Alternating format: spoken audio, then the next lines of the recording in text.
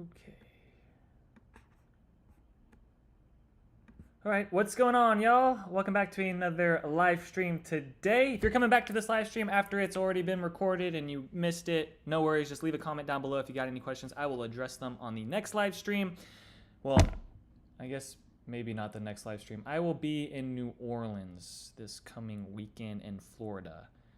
So I might be able to do a live stream, probably not. After this live stream, I probably won't have any for like the next week or so. So just work with me there. I am a little bit late today, 5:40. I just got off the phone with someone who actually came in and watched the video and was asking me some questions about Margaritaville Resort, which is going to take us into our first thing that we'll talk about today. I want to see if there's any updates on the Margaritaville Resort, Sherman, Texas.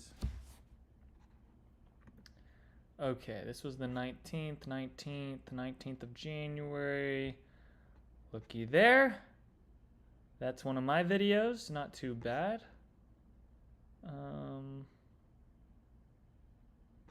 Oh yeah, coming to Denison. Sorry. Denison, Sherman. Okay, let's see if we can get any updates on this development. This was March 2nd. $6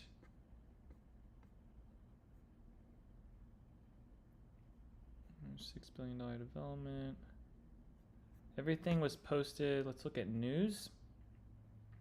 So the most recent news was on the 19th, the 25th.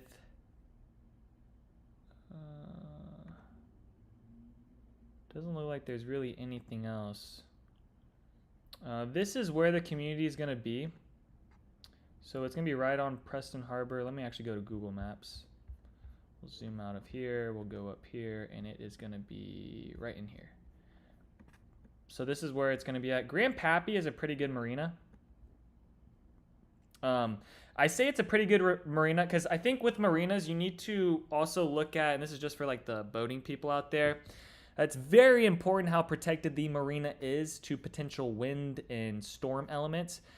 If you see, Grand Pappy here is actually like kind of hidden down in this cove, which actually protects all these boats rather than being one that's like this one's pretty good. It's kind of hidden, but there's some other ones where they're a little bit more open to elements.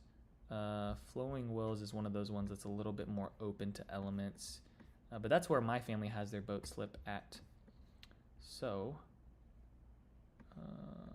but yeah, that's the location. This is where the Margaritaville Resort is going to go into. All right, we've got 0 people watching right now, so I guess we'll just jump into the comment section of some of my previous videos, see if anyone had questions that needed an answer to. Let's see here. All right. Someone said, for $1.4 million, we'll want a better place as what road will be loud at night, especially in winter when it's cold outside and late evenings. This was someone who was leaving a comment on the video I did of a home tour that was $1.4 million in Country Ridge in Melissa, Texas, which they're not wrong. Like, that was a lot of money to be backed up to 75 highway. Someone said, I heard 380 bypass will be built right next to the Highland Lakes, and there will also be new on-site Prosper ISD Elementary School. Do you have a timeline for those 2 projects? I don't have a timeline for those 2 projects, but if we go on to Prosper ISD's website, I don't know why I was typing website, but Prosper ISD, and then I can't, every time I go to their website, I always forget. Here we go. They will show the future. So this is the future for the elementary schools. Let's see what this opens up. Lovely. All right. So over on this side is where, let's see, this is, that's Lake Forest, Baker Elementary, Reeves Elementary, and then they have a future one. I believe this is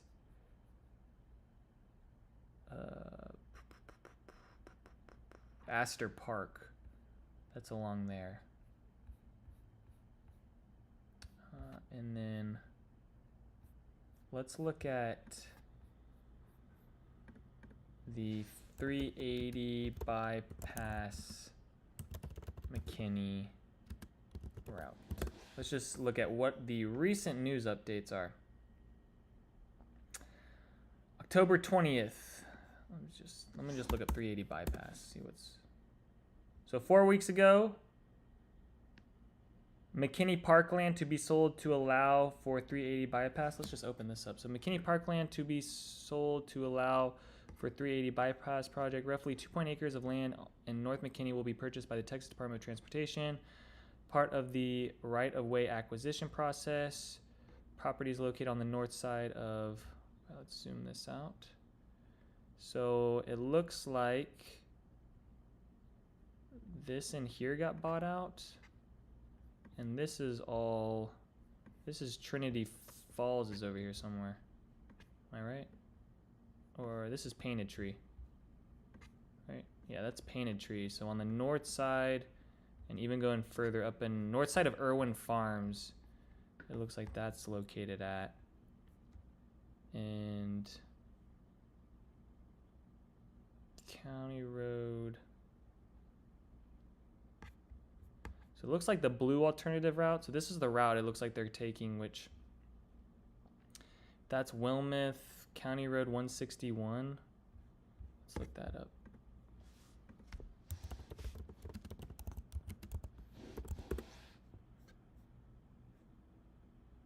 I believe it's this one.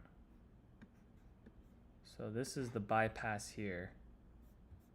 Let's jump back to this one. So, yeah, and that's Wilmeth Road, Lake Forest. Let's just make sure we're right here. That's Lake Forest. So the bypass is going to go up this way. Looks like it's going to go up on the west side of, that is, can't remember this neighborhood. This is Auburn Hills. And then it's going to cut through County Road 161 here, which is then going to go, is it going to go through Painted Tree? No, it's going to go further north. So it's going to go up to Ale. Yeah, I was like, okay. So this is going to run further. And, okay, this is what, I think this is what he meant by Highland Lakes. So yes, is it going to kind of go by Highland Lakes? Yes. Is it going to go through Highland Lakes? No, not from what this map is showing. This map is showing that it kind of curves over, and then that neighborhood is located more on this north side. And then it looks like it's going to follow down this road for a bit, and then it's going to cut up north here and probably go up around. Interesting. It's going to cut in. There's Wilmeth. That is where Trinity Falls Parkway. Yeah, so it's going to go right through Trinity Falls. So if this is Trinity Falls, that's there. So it's going to connect back at Spur 195, like right around that area. So it's going to go on the north side of like where the Collin County like sheriff's, the jail, and the courthouse is located. So answering that person's question, I heard 380 bypass will be built right next to Highland Lakes. Yes, but it's not going to go through Highland Lakes. It will be built right by it. I don't have the timeline for those. I just know like they just finished on this road here on the west side. They just, I mean, they didn't just, like probably like 4 or 5 months ago, they finished this Ridge Road here, but a lot of this was closed at one point on Wilmeth just because of the construction and the expansion that was going on there. But that's what the 380 bypass is looking like. So definitely keep that in mind if you're looking at like Highland Lakes or some of these other areas. Let's see what else.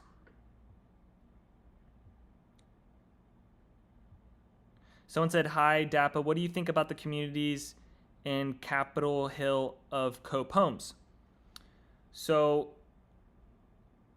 I mean, I'm not,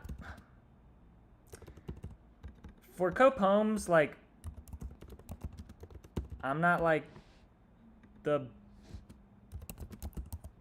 biggest fan. I don't think they're bad. I don't think it's a problem, but this is where that's located. So we're up here in Anna. It's like Anna Van Alstyne.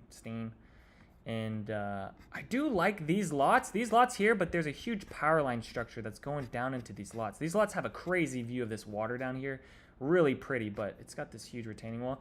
The one thing that I do like about this neighborhood is that it allows you to build a secondary dwelling unit on it, and there's no HOA, so you kind of get a little bit more space with the house, and you can build another dwelling unit on the property too. So if you have like an RV, you want a big warehouse shed or something like that, that neighborhood's gonna allow that. Now, not every neighborhood allows something like that, right? But I do like that. I don't like how far away it is from 75 Highway right now, but at some point you're gonna have the Collin County Outer Loop. I believe this is it up here, or somewhere the Collin County Outer Loop is gonna be coming into. Maybe it's a little bit more south. Where's Wolf Creek? Wolf Creek is here. Where's Wolf Creek? Is this it? This might be it.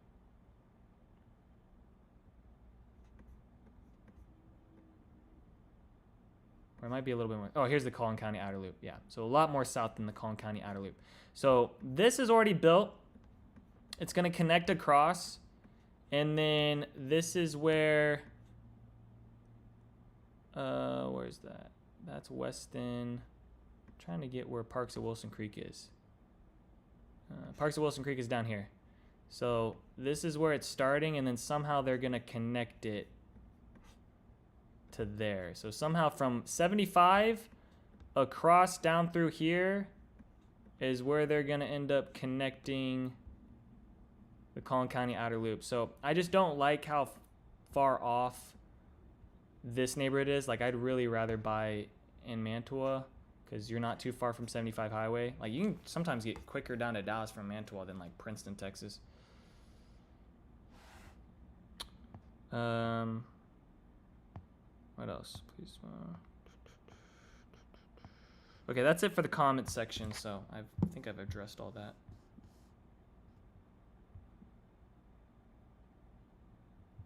Okay, great.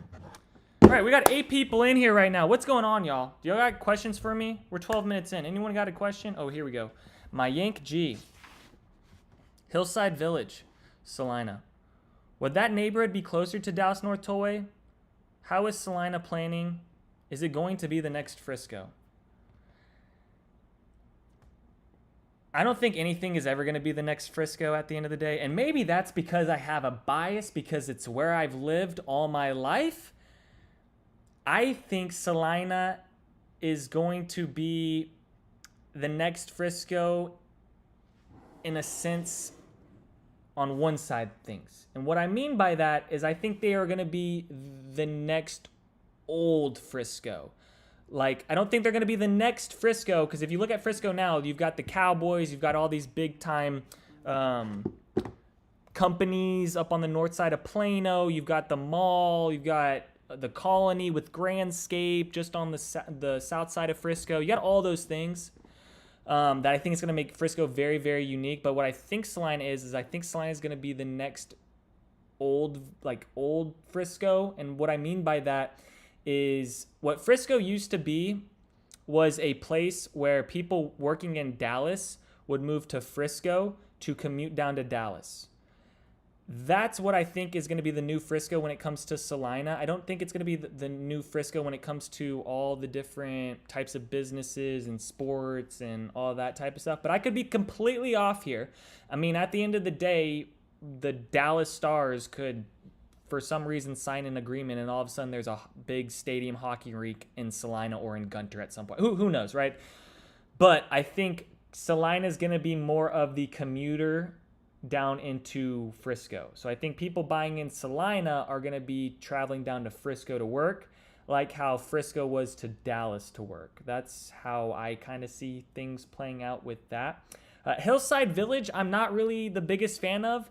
The builders in there are okay. I do think you're probably overpaying for a smaller lot, smaller community. You are off Preston Road. You are right by downtown Prosper.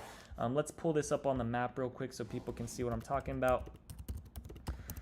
But this community doesn't really like, it doesn't do it for me. I think if you're trying to be like next to the Dallas North Tollway, have a good sized lot with a good builder, I would go with this community here, which is North Sky. I'd get North Sky because they're going to have a new elementary school right across. You've got a new middle school. You've also got a new elementary schools over there too. But you also have you also got the high school close, and you're right off Preston Road. But you're in between where the Dallas North Tollway is going to run up. So the Dallas North Tollway is going to run up through there. So you're going to be in the middle of those two things, which I think at the end of the day, the most money is going to be funneled in between Dallas North Tollway, Dallas Parkway right now, but Dallas North Tollway and 75 Highway north of 380s where like you're going to see like the most money getting just funneled into. And then if you get even more specific into that, I think even more money is going to be funneled in between Dallas North Tollway and Preston Road. So I think buying up into that section, you're going to be setting yourself up pretty good. That's what I would think. But I don't know if Salina is going to be the next Frisco in the sense of like some of these other things Frisco has, but there could be a small part of Frisco that's going to kind of be, you know, where Salina is like the next Frisco, but only like certain parts of it. I don't think like the full scope of it. Because the thing with Salina is it's so, I mean, look at how much land is in Salina, y'all. Let me just look up Salina, Texas. Okay, you see how big this spans? The city of Salina? All right. I mean, it goes pretty far north. So there's a lot of things they have to develop on. And that's going to take a lot of time. Now, Salina is one of the fastest growing cities, so maybe not as much time as it took Frisco. But then you kind of see Frisco. Frisco's more square and more filled in, but it doesn't go as far north. It's not as big. It's kind of like Prosper and Frisco combined is like, looks like the same land size as what Salina is right now. I mean, they're relatively close, but there's still a lot of land in Salina. Why do north-facing lots in all new communities have hefty lot premiums? Is the premium worth it? I don't think the premium is worth it unless it's like under 15K or if you're buying like an acre and maybe the lot is... I mean, it all depends on the lot. Like, if you're looking at a corner lot, it's oversized with a bigger backyard. I mean, there's a lot of these other things, but the north-facing is because a lot of families have north-facing due to religious values and practices, and then a lot of people like north-facing because they want natural light coming into those secondary high windows. So there's kind of both things. I find that south-facing lots are like the most worth it. I grew up in a south-facing lot in Texas. Personally, for me, a south-facing lot is super nice because you can sit on the back patio and you won't cook yourself to death.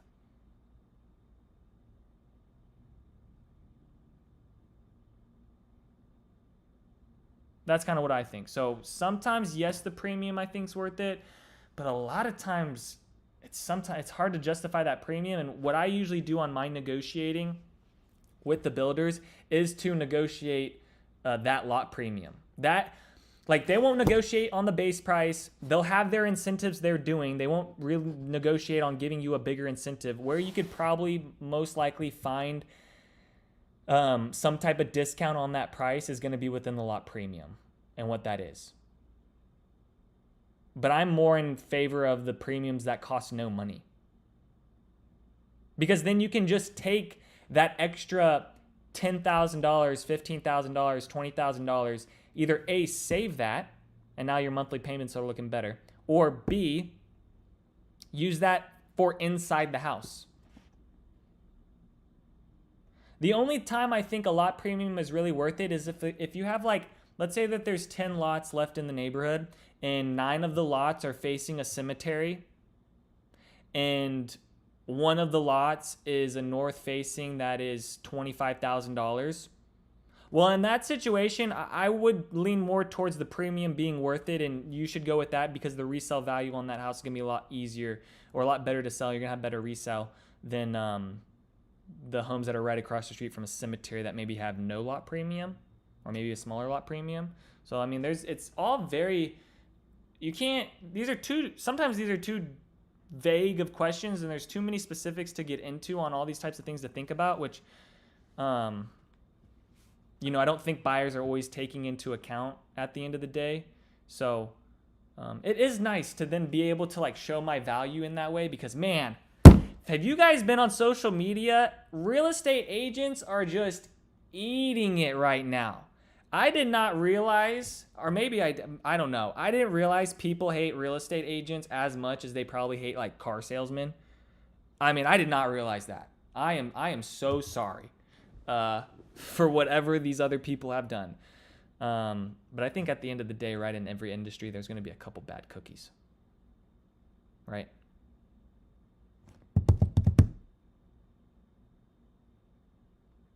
Would you take a smaller square foot house in a 50-foot lot than a bigger square foot house in a 40-foot lot? I see some 40-foot lot houses that are 3,000 square feet plus. Yeah, American Legend has some bigger square foot plans. Once again, okay,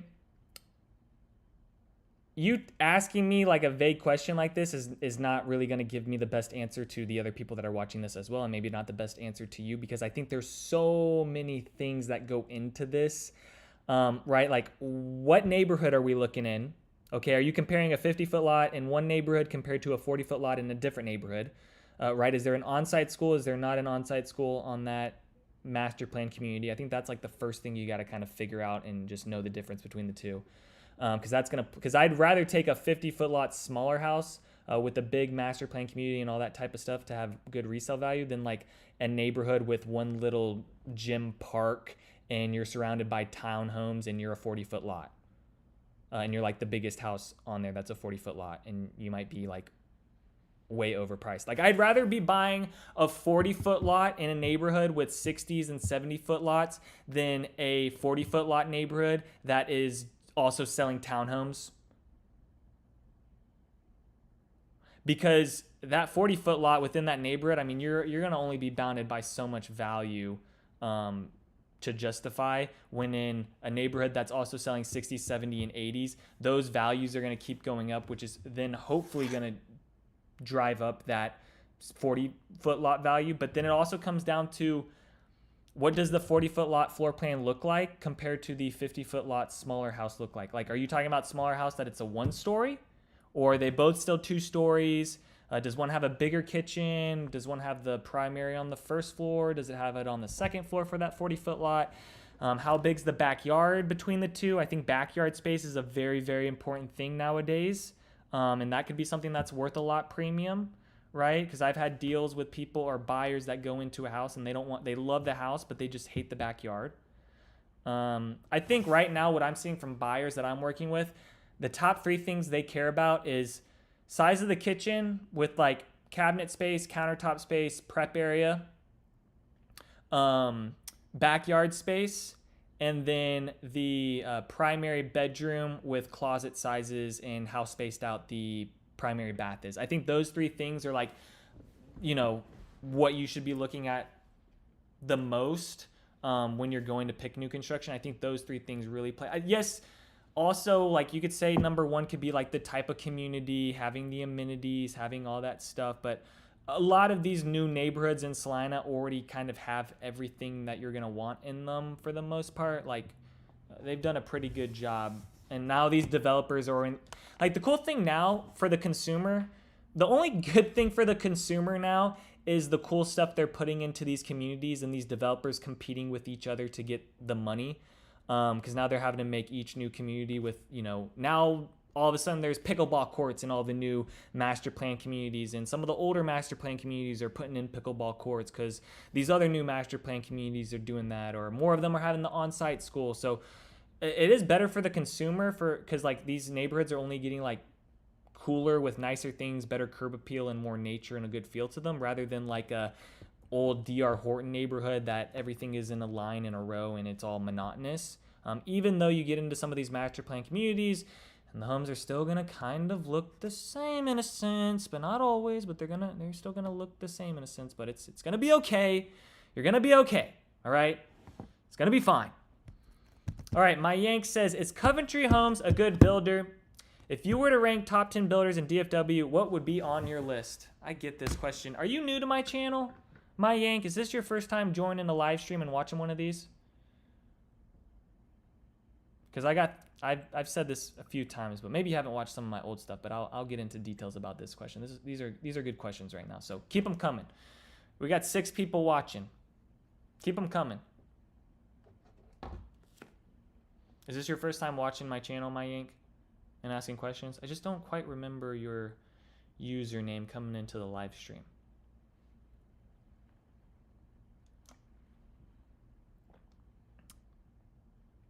Here, let me point my... I feel like I'm not pointed quite right. Oh, let's go like that. I think that looks better. Does that look better?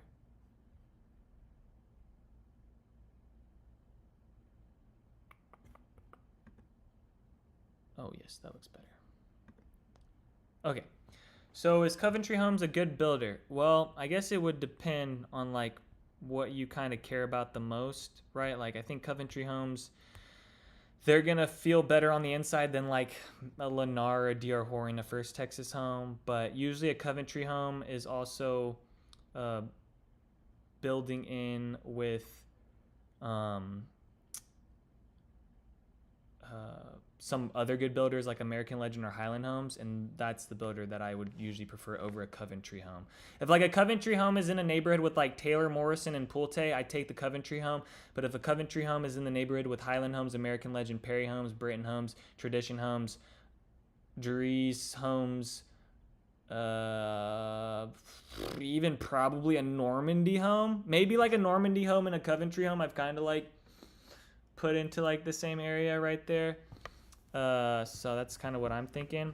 I don't rank builders. All right. So I try to stay away from this because the last thing I need, and if any of you guys have been did anyone watching this live stream know what my top builder is right now that I do like the most? I'm not going to give them number 1, but they're number 1 right now. Actually, can you give my number 1 or number 2 in chat, please? Who are my top 2 right now that I like as builders? And if someone says Toll Brothers, I'm going to lose my crap. I'm not really, but it's not Toll Brothers. I'll give you the heads up. Not that I don't like Toll Brothers. Don't shoot me here, but they're fine. It's going to be fine. Anyone in the chat, my number 1, number 2, not really, but my top favorite ones right now that I really like. Anyone know? Has anyone been doing their homework? School did just start, and we're already behind. We were not prepped. Yeah, that's what would happen. Frisco ISD, they tried to get me. Before school started every year, I had to read a book. No, I don't read books.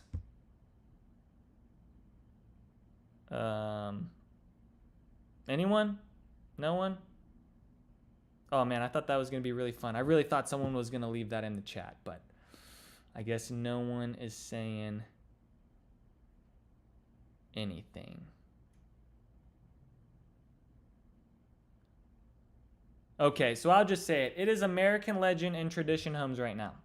Those are the 2 builders that I'm not going to say my number 1 and number 2. I will say like American Legend, I really am liking what I'm seeing with like inspection reports, how they're handling stuff, follow up, like all this kind of stuff. I do really like, I also really do like Tradition Homes. Those are the 2 builders I work the most with. So if I had to rank top 10, all right, this is in no particular order. I'm going to have to write this down actually. Keep track of what I'm saying. All right, here we go. So we've got American Legend. You got K Vin G says Highland Homes.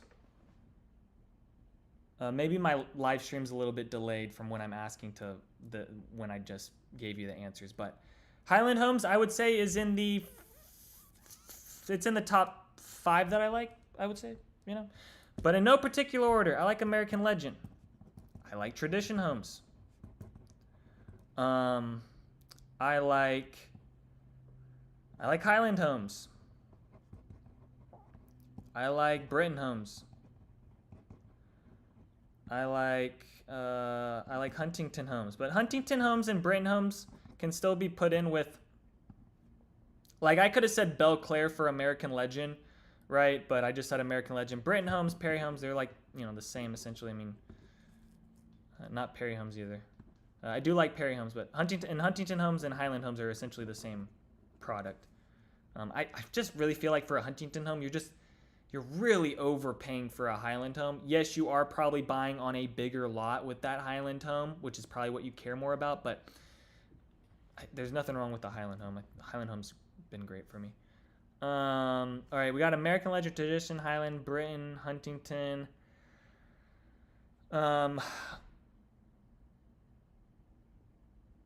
I don't like Perry Homes closets that they're doing on some of these houses right now. I will say that. I am not a fan of that. Am I missing someone? Let's see. Who else do I like? We'll put Toll Brothers. We'll put Partners in Building. Starting to do some business with them, and they've been really good so far, and they seem to make a decent product, but that'll be kind of some cool stuff I start talking about here soon. I just started working with someone on a Partners in Building, but I like what they have. It's just I don't always add them to the list because they're so specific and they're so like niche. With like they're usually building on an acre or like really expensive. Like your average home buyer is not buying a Partners in Building, but those are some good ones in there. So maybe I'll add that to the list. Maybe we'll just kind of keep that as a substitution. American Legend, Tradition Homes, Highland Homes, Britton Perry Homes, Huntington Homes, Highland Homes. Toll Brothers did make the list. We'll put it on there. Shattuck Homes, I don't mind Shattuck Homes. Their 40-foot lots I think are overpriced in some areas.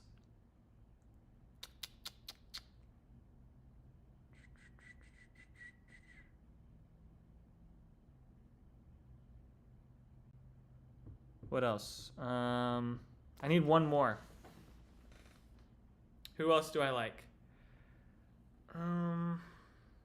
Let's just say this. Who do I like enough to write their name down on the list? I don't know. That's a toss-up there.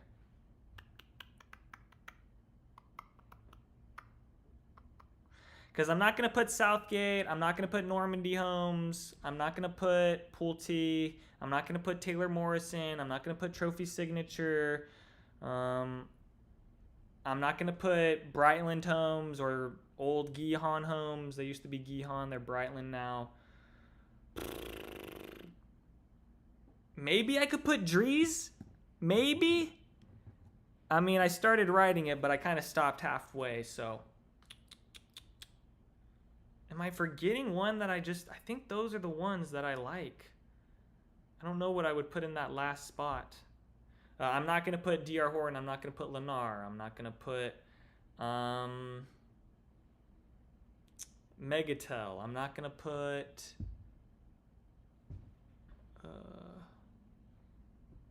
K. Hovnanian. I'm not going to put them. I'm not going to put Coventry. Because going back to that Coventry question, I just don't like the way Coventry handled some of the warranty portal stuff for one of my clients. And then I've heard some other problems with Coventry before. So it was, yeah. I mean, there's not many too details I'm going to get into stuff because at the end of the day, I mean, I'm not here to discourage you from not even going and ask. Like, at the end of the day, I don't want you guys to be watching my videos and then me telling you about builders and then just never contacting one of those builders. Like, definitely go see what they're doing. Go see what they're about. If I'm not like the biggest fan of one, please don't let it be me that's stopping you from going to look at that. Go look at everything on the table, because at the end of the day, and I've said this before when I go through this part of the vid, or when I start talking about something like this, but you can easily find something where the builder who's actually building, the superintendent, could build a better house that's under a Lennar and have less problems on the inspection report than, let's say, a Highland home who's got problems all over the place. It really comes down to who your actual builder is and how much experience they have and at what level their let's just say values are and standards, right? All these different builders are going to have different standards, but what are their values and standards? And then building a good rapport with that builder, and then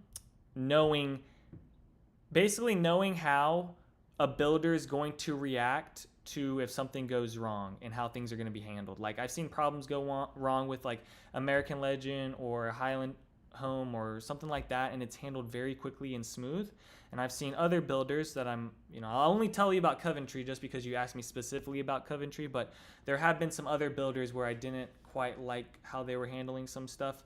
I really like the builders more where the actual builder who built your house will stay in contact with you for multiple months, and even sometimes a year, where they are the person that you're talking to get something fixed, rather than being thrown to the portal and sending an email and filling something out and not really having any real communication, or having just communication with someone,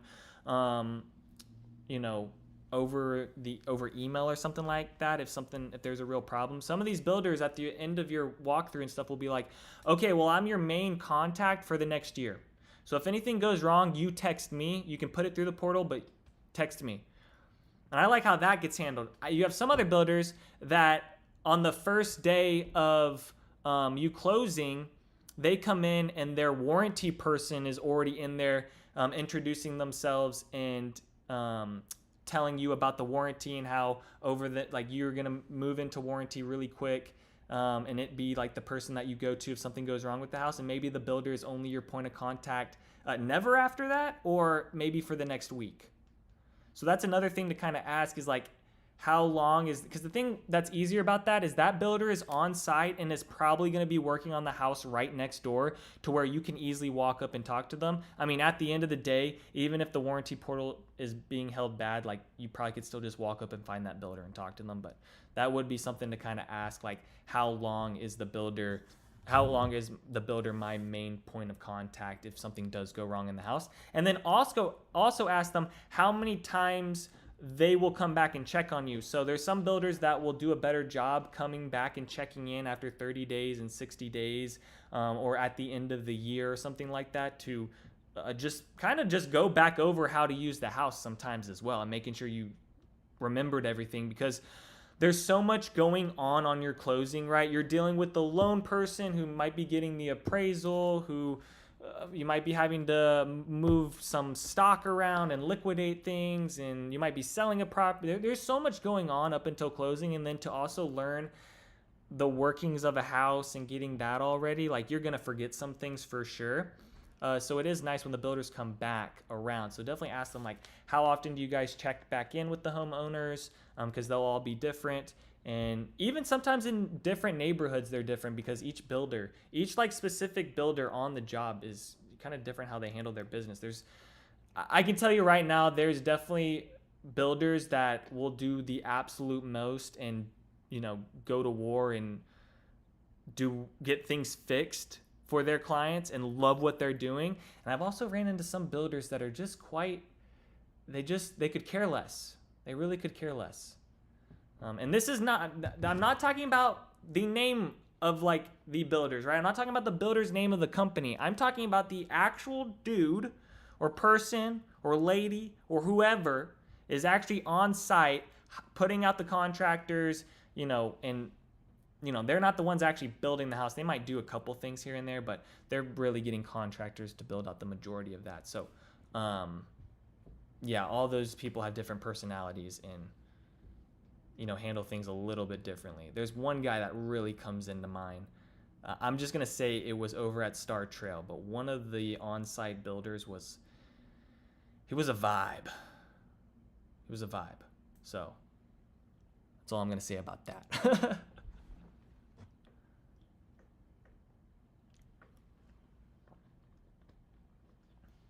Okay, I'm not going to lie.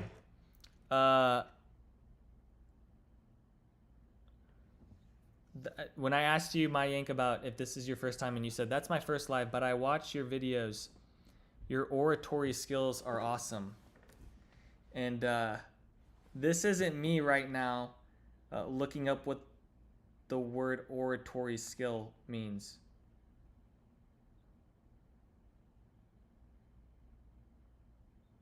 Oh yeah, I knew that. Yep. Yep. I was guessing that ORA meant something with oral, but I was just making sure. I honestly thought it meant listening skills when you said oratory. I thought about my ears. I was kind of confused. I was like, I mean, yeah, I am a good listener. I do think I am a good. I'm not bad. I think I'm okay. But it is actually mouth skills. Wow, you do think my mouth skills are good. We're going to take a pause on that. We're going to rewind that. I'm not going to phrase it. That was a weird way to phrase that.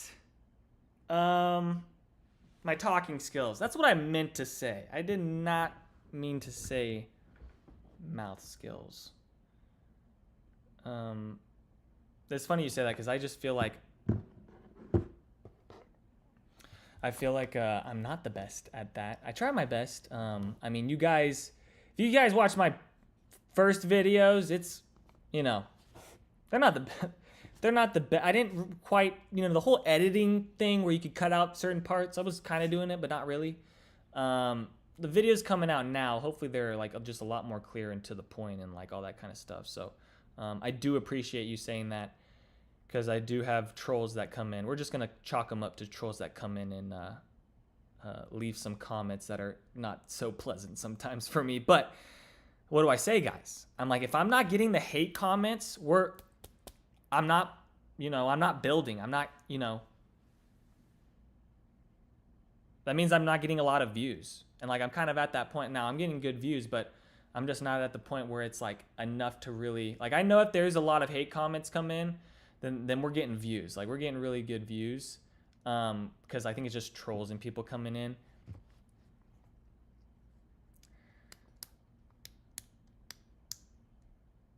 Would I go into politics? My Yank just encouraged you to go into politics. No, I wouldn't go into politics. The only way I'd go into politics is if I had so much money that I didn't need anyone's money to influence what I wanted to pick, because I mean, that's really the name of the game at the end of the day.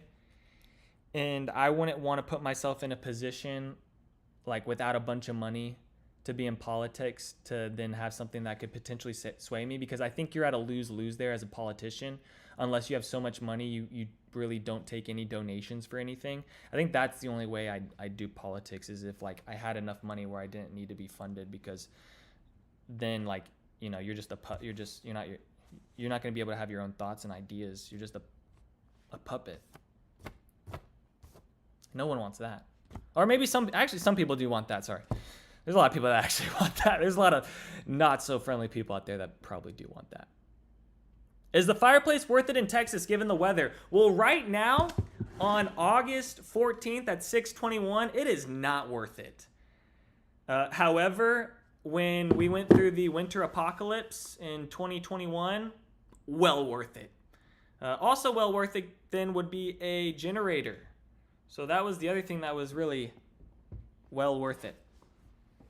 I think a fireplace makes the house look more homey. If you're not going to do a fireplace in the living room, try to do warmer colors through the kitchen and things, because it really starts looking cold if you do it wrong. Like if you put gray wood in and you've got darker accents and some white stuff, and then you don't have a lighter wood and more inviting warmer colors, and you don't have a fireplace, the room just looks really stale.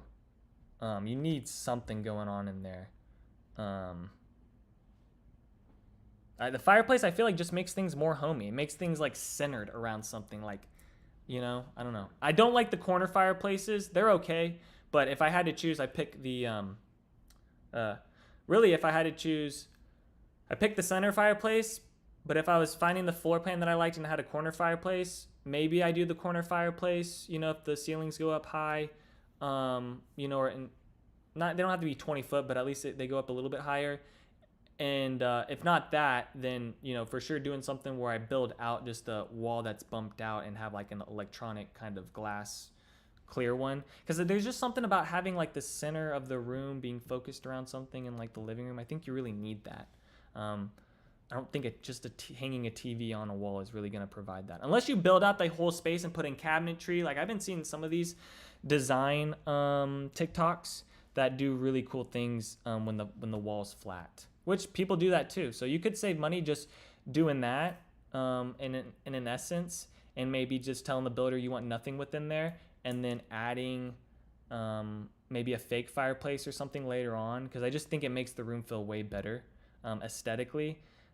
I think like functionally, yeah, if you spend like $30,000-$40,000 on just your fireplace, I think you're going to be a little upset after 1 year, because you're probably not going to use it too much. Probably want to use it for like, I mean, if you're coming from the north, you're probably not going to use it a whole bunch, but I think people here in Texas, like you start smelling the fireplaces out in the neighborhoods, like maybe last week of October, maybe, but really like middle of November, beginning of November is when you like really start smelling people burning off, and then it'll go till February. So I mean, a fourth of the year you're probably going to be using your fireplace, and I know people up north got to be using it for like at least 5 or 6, like half a year. I feel like you probably use the fireplace. But I think like aesthetically, I think it is worth it as long as you can spend like around structure, mantle. I think if you can keep that fireplace like under 15 grand, I think that's like pretty decent. Maybe a little bit more is okay, but sometimes I see these houses that are $600,000-$700,000 and you're putting in like a $30,000 fire. I was like, this money could probably be used, but sometimes people want it to go to that, or sometimes the inventory home has that. Where I see they put so much money into the fireplace, but they could have used that money maybe on like hardware for the kitchen. And I know way more people care about putting hardware in the kitchen than having ceiling tile on a fireplace that goes all the way up to the ceiling. Like they want it around their mantle, but like it don't need to be all the way up to the ceiling. It don't need to be.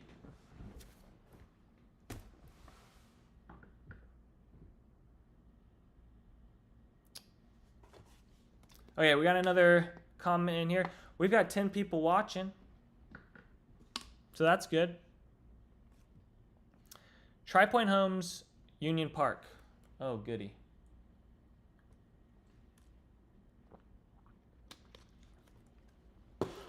Tri-Point Homes, it is a builder. It is at a certain price point. It is geared more towards a first-time home buyer. I don't think you can walk into a Tri-Point home with the expectation that it's going to be like fully built out with stuff and sturdy in a way. Maybe the cabinets are a little bit loose, maybe a little bit looser, not as tight. Maybe not. Maybe they upgraded some of them sometimes. Maybe things feel a little bit standard. Maybe the floor plans aren't as good. Maybe the kitchen spaces aren't as big. Maybe it is in a really good community. I mean, that's what I would say. I mean, thank God Tri-Point Homes is building in Union Park, because, I think people that are buying that type of house are more geared towards the cool neighborhood rather than the builder. There's some builders like Tradition Homes, the minute they open up in a community, like people are running to the door, right? And they could care less what is actually in the community. They care more about like that builder and the quality and how that feels and just all the stuff that comes with it. But like a Tri-Point home, people aren't quite, I feel like, running to that builder as much for like their cool upgrades and things. I think you're running to a Tri-Point home more to be in the community, possibly. So maybe that gives you some insight.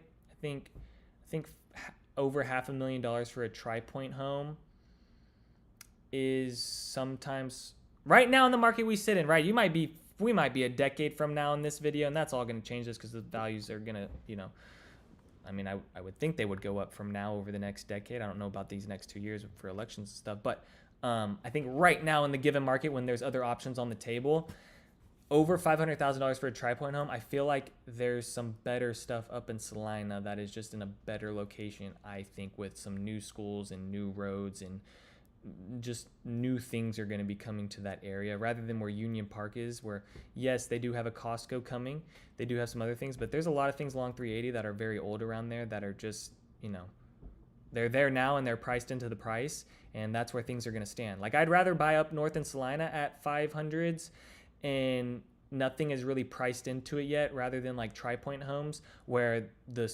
on-site school is already priced into it, the highway is priced into it, where how close things are priced into it, grocery stores, because that's all already there. So maybe you don't see that value go up as much as something that's already at 550, and also will be a bigger house or a nicer house because it's up a little bit further, might even be on a bigger lot. Yeah, those Tri-Point homes, like when I went in and did a tour of Tri-Point home, it's fine. Like, it was fine. That's all I can really say about that. Little Elm, Sammy says Little Elm, Salina versus Melissa. Wait, okay, hold on. Let me rewind. Little Elm / Salina versus Melissa / Anna area for first time home buyer with 500K range. All right, let's do this, Sammy. Let's get it going. So you want, let me just write it down in case your message retracts.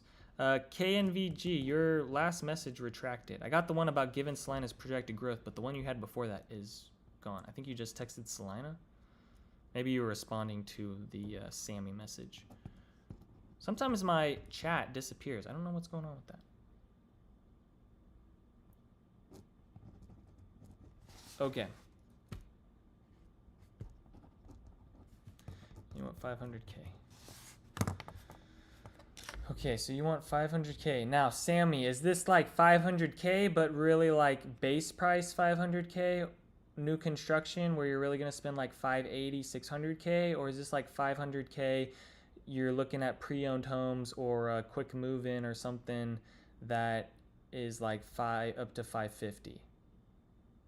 Because 500K range for any of those areas for new construction base price, it's gonna get interesting, because this is where I say, like, okay, 500K range, like maybe that Tri-Point home is the best option because at least you're in Union Park. Now you got to understand that build on the inside is not, you know, gonna have all the fixings in it, but it'll be, you know, within a good neighborhood.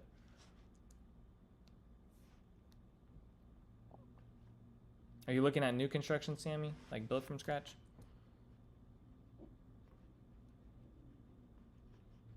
KNVG says, given Salina's projected growth, I wonder how Salina ISD will change. As of now, it's a fairly average school district.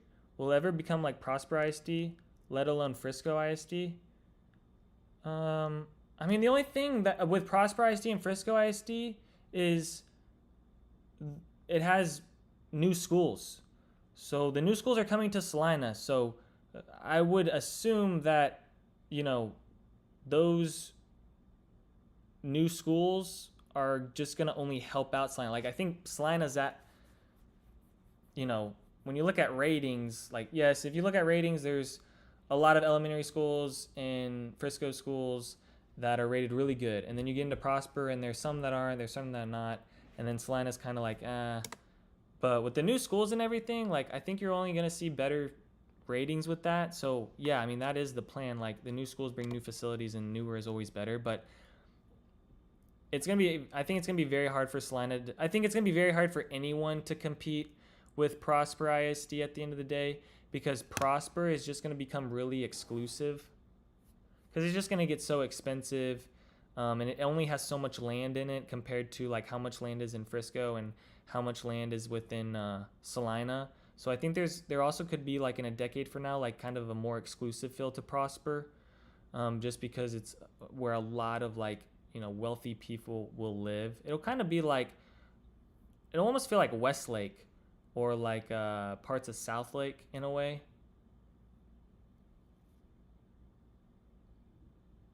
That's what I think. If not already, like, I think Prosper kind of has like an attitude of, like, you know, exclusiveness. And like, what I feel like now is Prosper is getting to the point where, like, it used to be, I would hear people maybe back in like 2016. Here's when things started to change. Okay, because I grew up with people around Frisco my whole life, but I also had friends over in like other places of the world, other places of Dallas. And by like 2016, you know, when we were first living in Frisco, you know, we told people we lived in Frisco. They weren't like, oh, damn. Oh, you're living in Frisco. Damn, right? It was more like, oh, that's cool. That's, you know, awesome. You guys are living in Frisco.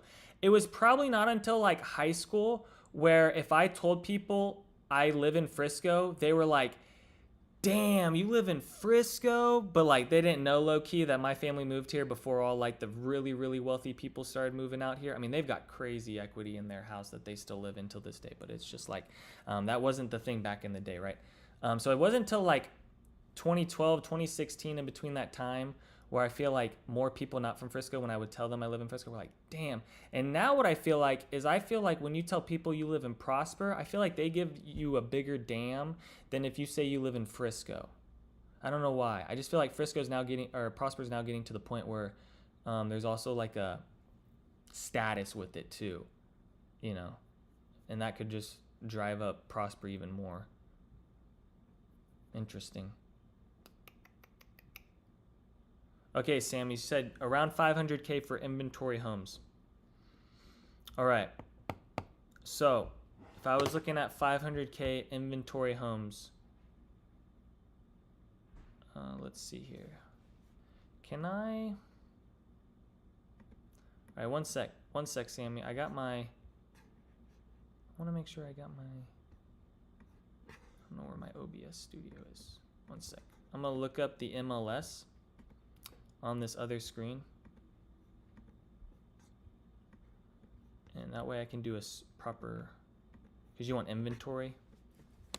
Let's just do this real quick. Let's just see what's out there right now in the world. One sec, Sammy. I got you. Oh no.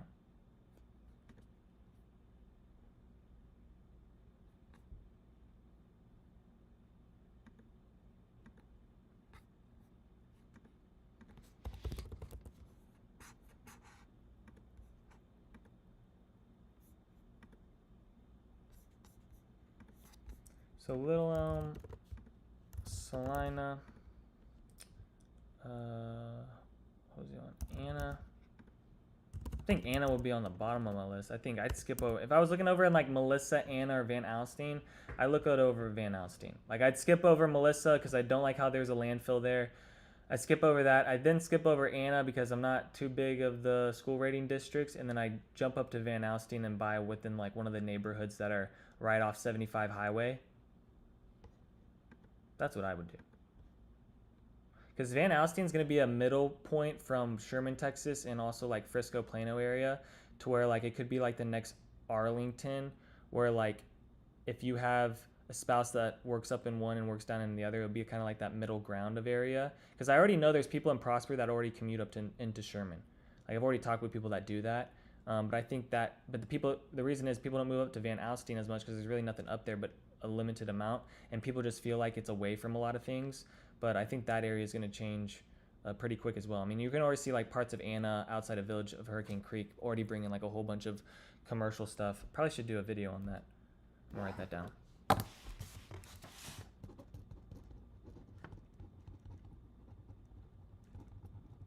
Okay. Here we go. Let's look at this price for Sammy. 500 to, let's just do 560 because we can always get the builder down right now with this market. All right, I got 85 matches.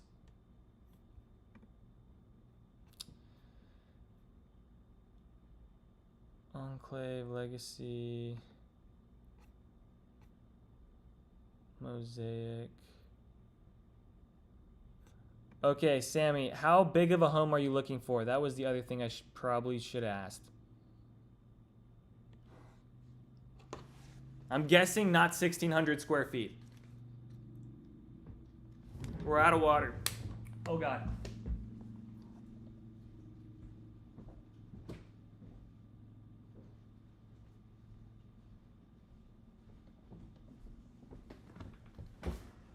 What size home, Sammy?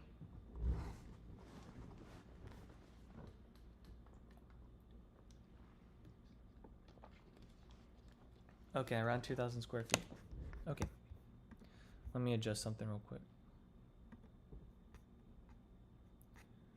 Okay, results. So you want around 2,000 square feet. Just one sec, I'm looking on the MLS. That would work, come on. So I got parks at Wilson Creek.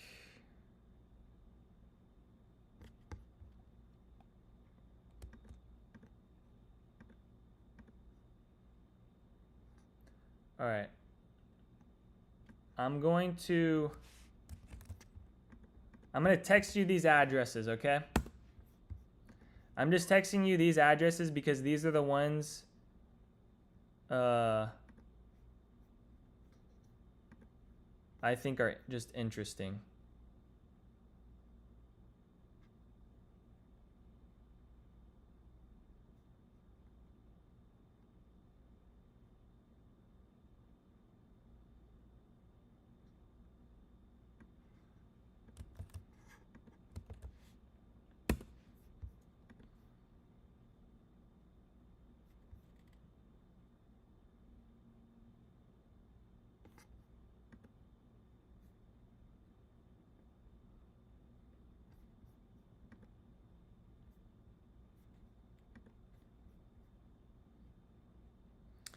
I can tell you right now, I'm probably not going to send you any from Melissa.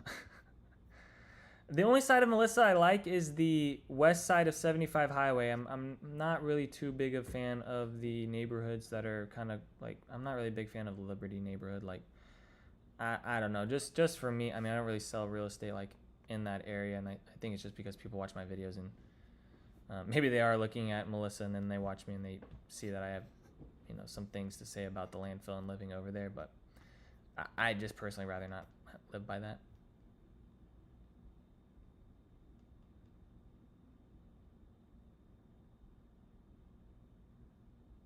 Like, if I don't want to live by it, I mean, I have to sell a product that is what I also would buy at the end of the day, right? Like, I don't want to be out here making things about things I wouldn't buy. I mean, that's why you don't really see me do DR Horton walkthroughs.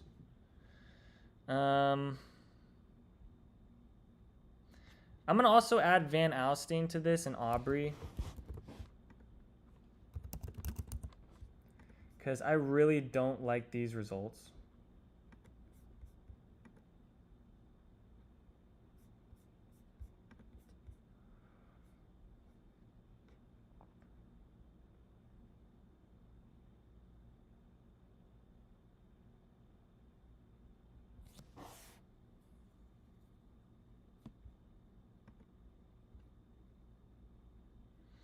Because, like, I would, you know, rather than being in Little Elm, I'd rather be at Sandbrook Ranch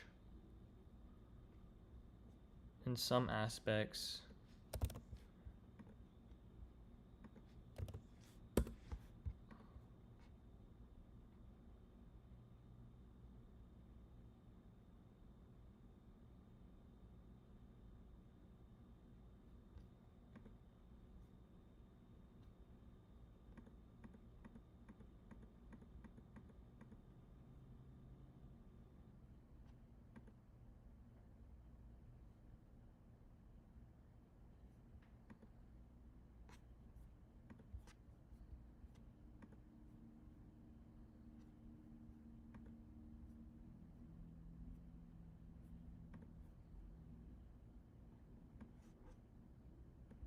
All right, sorry, I'm just copying these things right now. Oh, shoot, what did I do?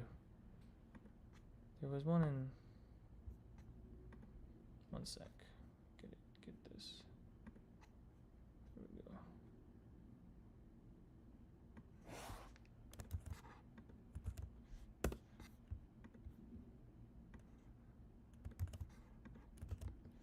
Now, I haven't actually clicked on the photos of these. All right, so some of these might not be the best. But these are the ones that I find interesting at the price point you're looking at and where to be looking.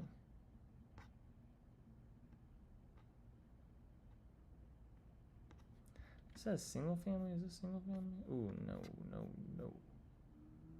No, no, no, no, no. North Square. They said it's single family, but that's definitely not.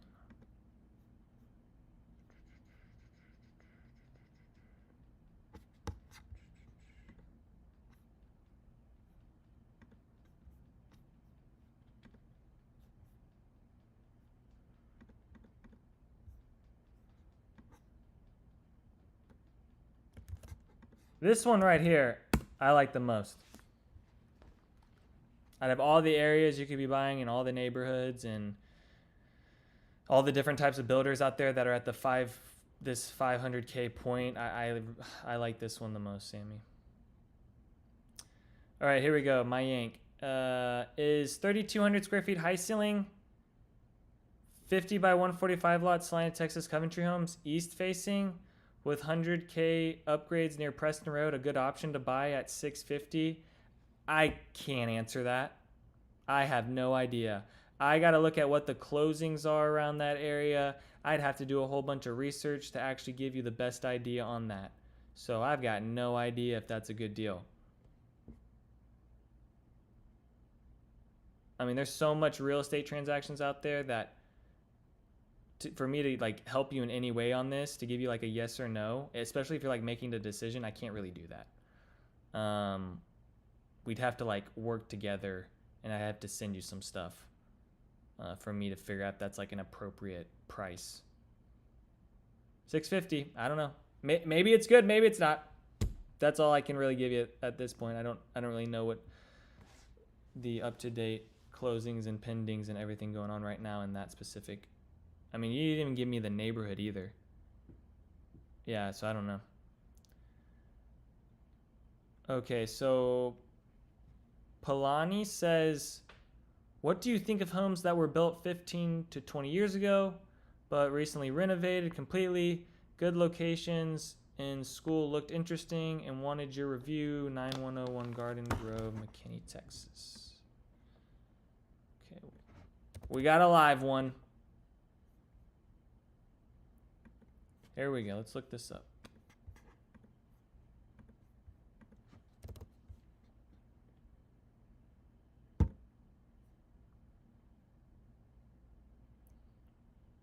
.901 Garden Grove. Okay.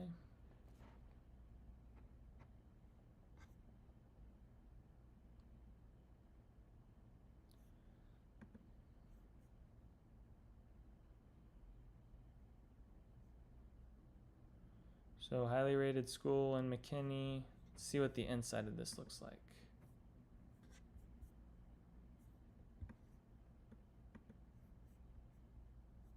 What's the inside of this looks like? Okay, let's do this. Go. I'm trying to look at the photos. All right.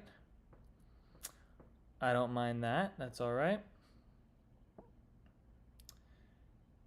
Kitchen. This is okay. This is fine.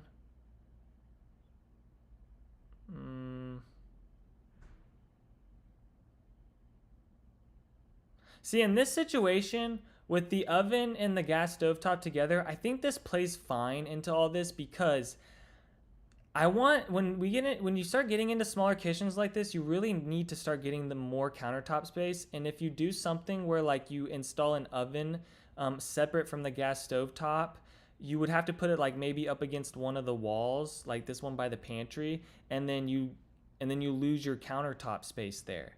And I think in situations like this with a smaller house, actually having that oven connected all together, I think that actually works better. This looks updated nice. I'm not a fan of the front door. I mean, we got to do something about that. Yeah, that's bad. But that's not a big deal. Primary is...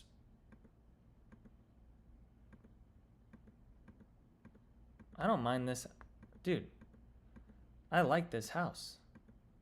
Oh, and it's got a backyard, and then you can build out your own like patio area. Ooh, what does it back up to? Does it back up to a busy road? If it backs up to a busy road, I don't know. Let's see where this is located on the map. It's up along Cottage Ridge. That shouldn't be too bad. That should be fine. I don't think that's as busy of a road as some of these other ones. Yeah. Like if the home backed up right to Virginia Parkway, like one of these houses, I'd be like, I don't know. But I like that house.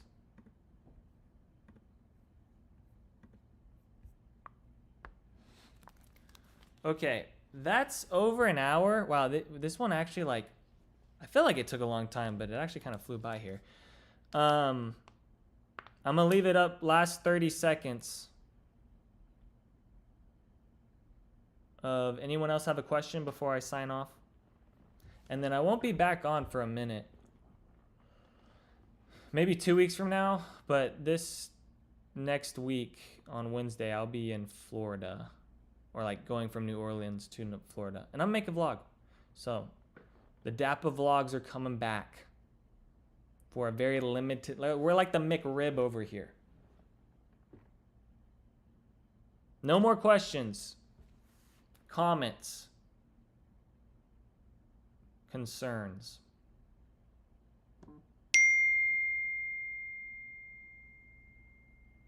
Miss Ponderlit says, hi, Daniel. Just wanted to say hi. No questions. What's up? Glad you could. I don't know if you watched the whole thing, but I guess glad you could join today. All right, we good? All right. I probably won't see you next Wednesday. I'll be on a beach chilling, but the next Wednesday after that, I will have some videos coming out. I'm sitting on some things, so I'll get those out to you soon. I'm going to be releasing a couple more home tours, new communities coming to Salina, new developments coming to Prosper, and the updates on Legacy Gardens, one of the Prosper neighborhoods. So those will be coming out here soon. All right. Bye-bye, y'all.